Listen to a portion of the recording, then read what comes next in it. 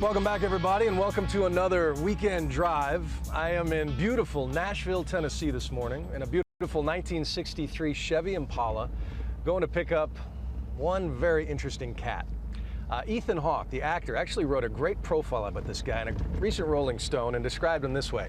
Imagine if Brad Pitt was also a former Rhodes Scholar, U.S. Army Ranger, political activist, professional boxer, helicopter pilot, and the most respected songwriter of his generation. All of that describes Kris Kristofferson in the late 1970s. Ain't it kind of funny? I know. Pleasure to meet you. We'll just throw it right back here. A guy who just might be the last of the great outlaw warrior poets. Running out of time. Making pretty music.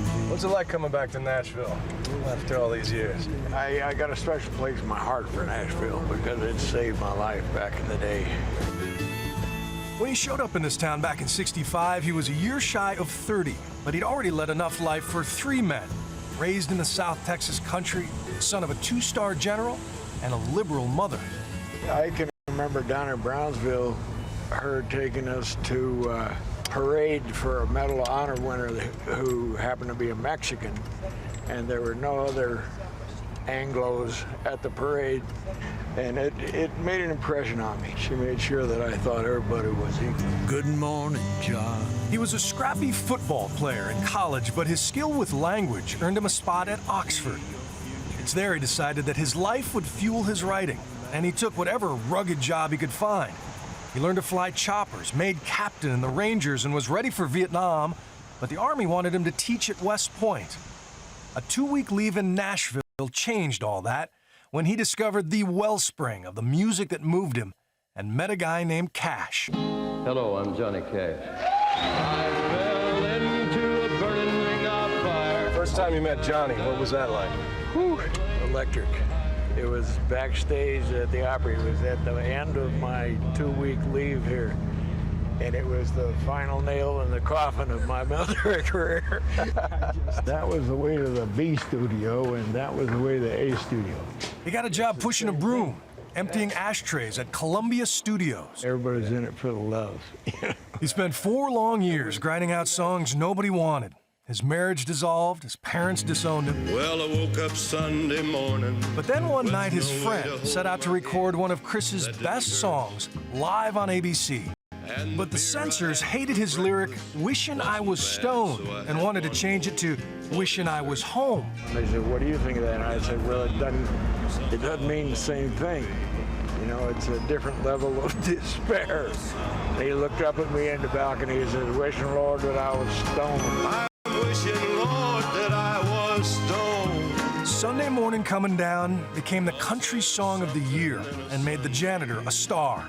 But his biggest hit came the next year, courtesy of Janis Joplin. Busted flat in Baton Rouge, waiting for a train. After a brief fling and a tragic end. We really had a lot of love and respect for each other. Kris was playing the Monterey Pop Festival when he learned she'd died, and then he learned she'd secretly recorded a song he'd written while flying a helicopter years before.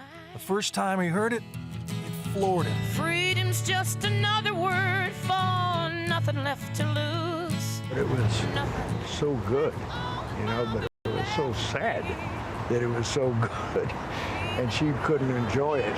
While his songs made him famous, his face put him in movies, small westerns at first, and then a Golden Globe-winning turn in A Star Is Born. Are you a figment of my imagination, or am I one of yours? Now, I have to ask, is the story true that you and Barbara were doing more than acting in that hot tub scene?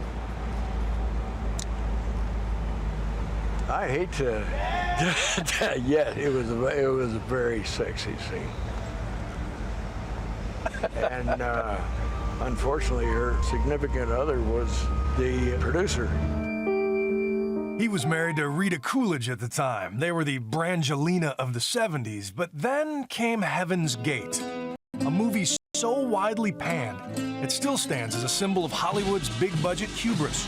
I figured we were working on a masterpiece. Was glad that that wasn't the only way I could make $1. Fill your heart. Kris has been in more than 60 movies over the years, but that other way to make $1 is still his first love. Here we are. It's hallowed ground. Yes. Yeah, I always felt like I was going to church in here.